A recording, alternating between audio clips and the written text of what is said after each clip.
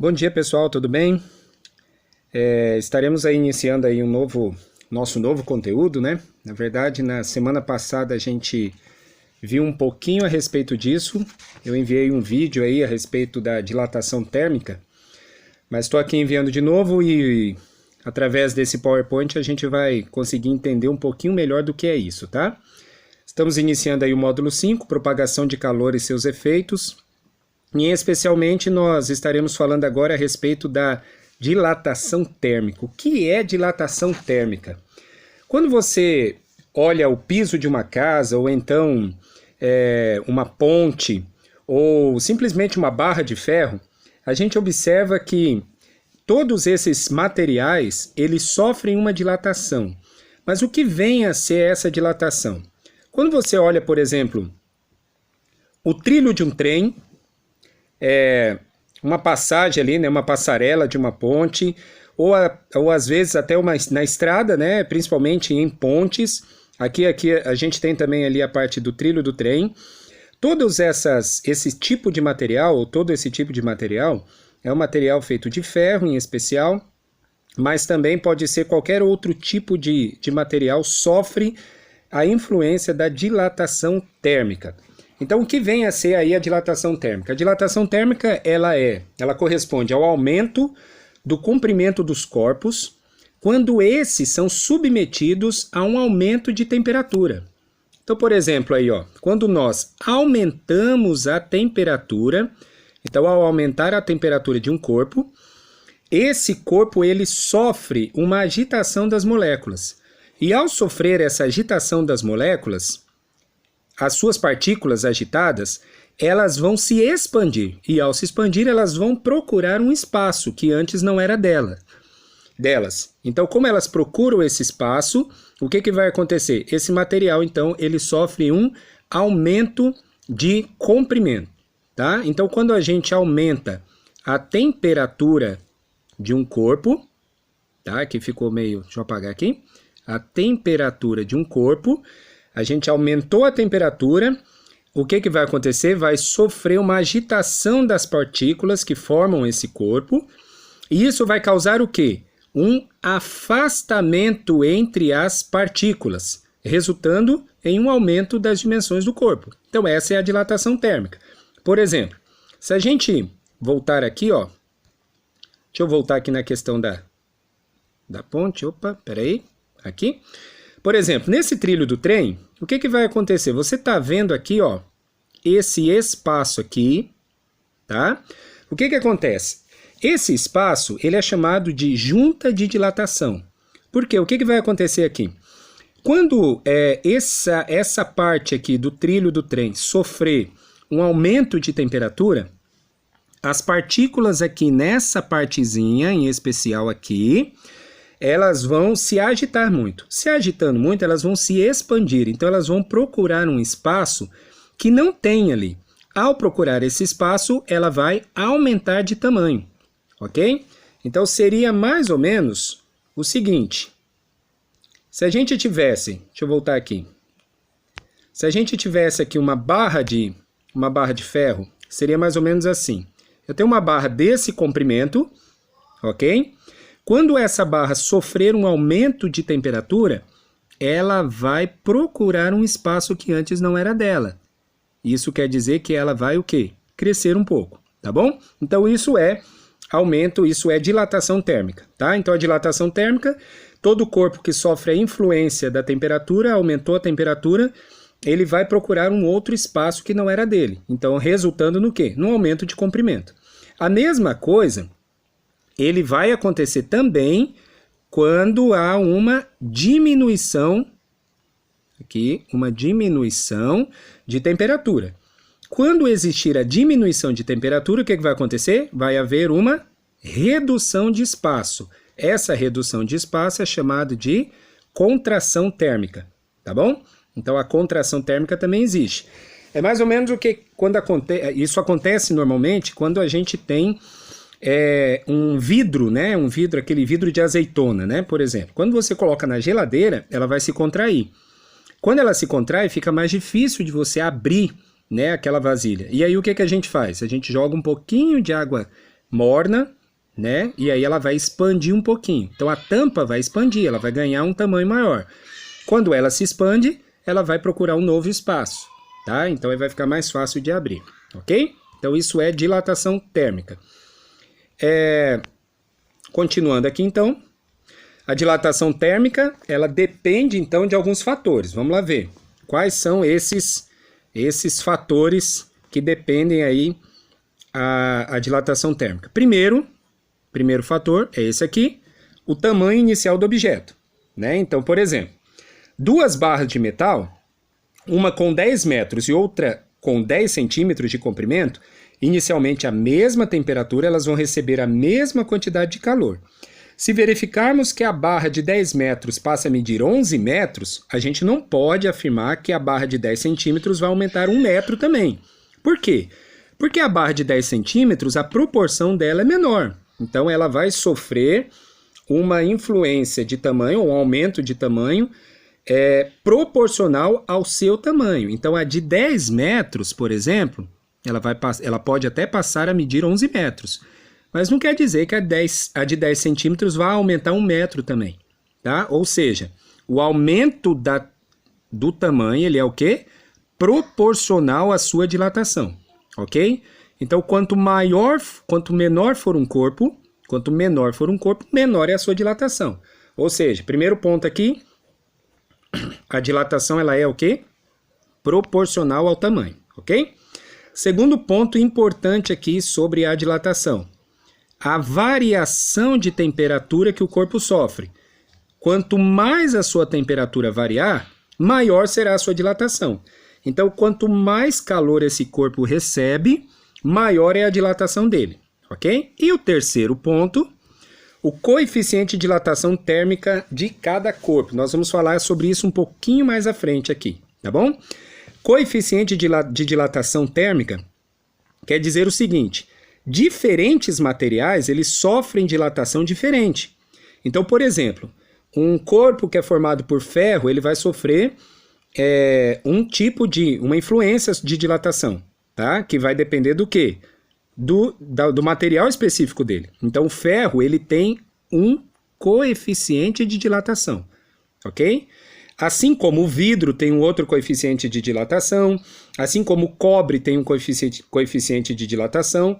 Mais à frente a gente vai ver os líquidos, né? A questão da gasolina, por exemplo, ela tem um outro coeficiente de dilatação. Diferentes tipos de materiais, cada um deles vão ter um tipo de dilatação ou um tipo de coeficiente de dilatação, ok? Então, continuando, vamos lá. A primeira dilatação que a gente vai ver aqui é a questão da dilatação linear. Então, vamos ver o que é essa dilatação linear, tá? Já explico essa formulazinha aqui que você está vendo. A dilatação linear, como o próprio nome diz, é uma dilatação de comprimento. É uma variação de comprimento, tá? Então, por exemplo, naquela barra, vamos pensar no trilho do trem. Quando ele sofre uma dilatação, um aumento do quê? De comprimento. É lógico que isso não quer dizer que ele também não tenha uma largura e uma profundidade. Ele tem. Mas o que acontece no caso do trilho do trem ou de uma barra de ferro? Pensa numa barra de metal, tá? Então a barra de metal, o que vai acontecer? Ela tem um comprimento. Esse comprimento é muito maior do que a sua largura e profundidade. Então, a largura e a profundidade não interessa. Então, como o comprimento é muito maior, ele vai sofrer um aumento necessariamente do quê? De comprimento, ok? Então, esse aumento de comprimento, que antes não tinha, tá? Aqui, ó, ele não tinha, aqueceu, ou seja, subiu a temperatura, aumentou aqui um pouquinho esse comprimento, tá bom? Então isso é dilatação linear. A dilatação linear é uma variação do quê? De comprimento, ok? Então vamos lá. Traduzindo essa formulazinha aqui para você, deixa eu apagar aqui os nossos rascunhos, vamos ver aqui. O que eu tenho? Primeiro, esse comprimento é chamado de L de linear, tá? L0, vamos voltar aqui primeiro. Delta L aqui. Delta L é variação do quê? De comprimento, ok? Então, variação de comprimento. Essa outra parte aqui é o que? É chamado de comprimento inicial, tá? L0, comprimento inicial. Esse alfa, presta atenção nesse alfa, que ele é importantíssimo para a gente entender o restante aqui também, tá? Esse alfa ele é chamado de coeficiente de dilatação linear. Lembra que eu falei, nós vamos ver aqui um pouquinho para frente, nesse PowerPoint mesmo, cada corpo especificamente tem um coeficiente de dilatação. Então o exercício aqui você não precisa se preocupar, porque o exercício vai dar o coeficiente de dilatação linear de cada material específico, ok? E por último, ΔT é o quê? Variação de temperatura, ok? Então vamos lá, o que a gente tem? ΔL, variação de comprimento, vai ser igual ao comprimento inicial vezes o coeficiente de dilatação vezes o quê? A variação de temperatura. Beleza? Então essa é a fórmula da dilatação linear. Então o comprimento inicial é igual ao coeficiente de dilatação linear, comprimento inicial vezes coeficiente de dilatação vezes variação de temperatura. Ok? Então essa é a fórmula da dilatação linear, tá? Então vamos lá. Aqui, ó, esse gráfico aqui, a gente consegue entender melhor ali essa questão da fórmula, tá bom? Então, vamos pegar aqui o marcador. Primeiro aqui, variação de comprimento, tá aqui. Comprimento inicial, aqui. Coeficiente de dilatação, que o exercício vai dar, porque depende de cada material. E a variação de temperatura. Então, isso daqui, ó, são grandezas. Comprimento, coeficiente de dilatação e variação de temperatura são grandezas diretamente proporcionais. Ou seja, quanto maior a temperatura, maior vai ser a variação de comprimento. Quanto maior o comprimento, maior vai ser a variação de comprimento. Quanto maior for o coeficiente de dilatação, maior vai ser a variação também linear, ok? Então tá aqui, ó, só para a gente ver aqui. Então aqui eu tenho um exemplo, ó, aqui eu tinha um corpo linear, ele teve essa variação aqui de comprimento de acordo com a variação de temperatura, beleza? Então continuando aqui. Aqui o exemplo do trilho do trem, de novo, tá? Então ele tinha esse comprimento aqui, sofreu um aumento de temperatura, aumentou isso daqui. Por isso que todo dormente, a base, né, do trilho do trem, todo o trilho do trem, ele vai ter esse espacinho aqui. Por quê? Justamente para que ele sofra essa dilatação e não se rompa, tá? Então não aconteça naquela imagem que a gente tinha lá na frente. Deixa eu voltar aqui atrás. Essa imagem aqui, ó, por exemplo, esse trilho do trem aqui, ele tá torto. Aconteceu isso por quê? Porque justamente não tinha uma junta de dilatação ideal. Então, ele sofreu um aumento de comprimento, e aí um foi empurrando o outro e acabou acontecendo com isso daqui, tá? Além da dilatação linear, a gente tem também aqui a dilatação superficial, tá? Nós vamos falar hoje até a dilatação superficial, ok? Então, a dilatação superficial, ela é uma dilatação de área, tá? Então, ela é uma área. Então, por exemplo, um piso. Você já viu aí um piso levantado em algum lugar? Essa partezinha aqui que você está vendo, ó, é um espaço para o chamado rejunte. Quando vão colocar um piso, né, quando eles vão fazer um piso, eles colocam esse espacinho e colocam o rejunte no meio, que é justamente para suportar esse aumento de área. Essa lajota aqui, ou esse piso, ele tem uma área. É quadrado, ele tem uma área, tá? Então, como é uma superfície, ele tem área. Quando ele tem um aumento de superfície, a gente chama de dilatação superficial.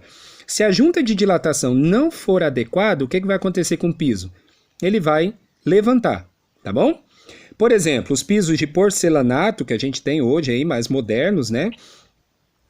Aquele tipo de material do porcelanato, ele é um material mais que sofre menos influência da dilatação térmica. Então, como ele sofre menos influência, você percebe que o rejunte dele é bem próximo, né? Então tem pouco espaço entre eles.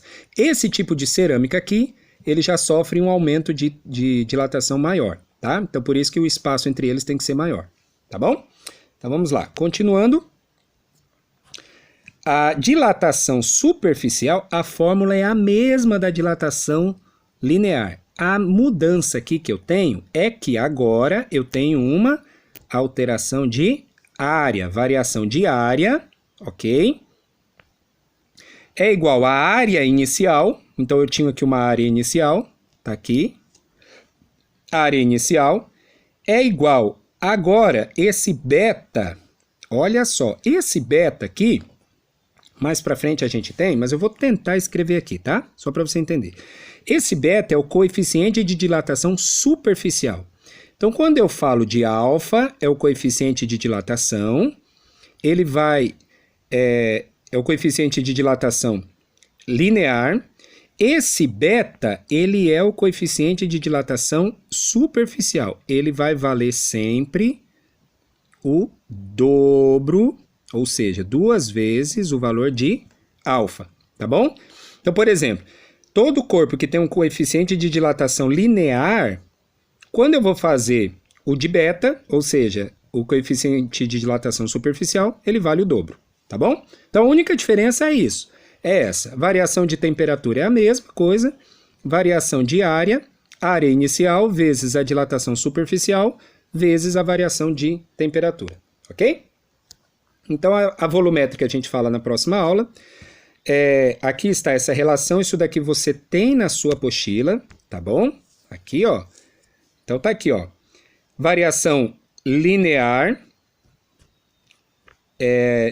comprimento inicial vezes coeficiente de dilatação vezes a variação de temperatura. Na variação de área, ou seja, dilatação superficial, eu tenho a área inicial vezes o beta, que é igual a 2A, que foi o que nós acabamos de falar, tá bom? Então, o valor de beta é sempre o dobro do valor do coeficiente de dilatação linear, tá? Então, só pra gente ir. Aqui, ó, coeficiente de dilatação, a tabela, tá? Essa tabelinha aqui. Esses dados aqui, ó, o exercício sempre vai dar. Por exemplo, se ele estiver falando do aço, ele vai dar lá, ó, 1,1 vezes 10 na menos 6. Se ele estiver falando do ouro, ele vai dar lá, ó, 1,4 vezes 10 na menos 6. Ou seja, cada substância ela tem um coeficiente de dilatação, tá bom? Então, para a gente terminar, esse exemplo aqui, ok? Uma barra de ferro, vamos lá, olha aqui. Uma barra de ferro tem comprimento de 3 metros, então tá aqui, ó, comprimento inicial 3 metros, a uma temperatura inicial de 20 graus. Então, a temperatura inicial era 20 graus. Calcule o comprimento dessa barra a 520 graus, ou seja, essa barra ela foi aquecida de 20 para 520. Ou seja, a variação de temperatura dela foi de quantos graus? 500 graus. Ela saiu de 20, foi para 520, a variação de temperatura é de 500 graus, ok? Então, jogando na fórmula, tá? Aqui saiu errado aqui o pontinho, mas variação linear é igual ao L0 vezes o coeficiente de dilatação que o exercício deu aqui, ó. Tá vendo? O coeficiente de dilatação do ferro é 11,4 vezes 10 na menos 6. É isso que nós vamos usar, tá? Então, aqui, ó, variação linear, coeficiente de dilatação linear, ou seja, a variação linear vai ser igual a 3, que é quem? O comprimento inicial, vezes 500, que é quem? A variação de temperatura, vezes o coeficiente de dilatação, que é 11,4 vezes 10 na menos 6. Multiplicando 3 por 500 por 11,4 vezes 10 na menos 6, a variação de comprimento foi de 0,0171 metros, ok? Ou, pode ser que você encontre aí, ó, se você for fazer usando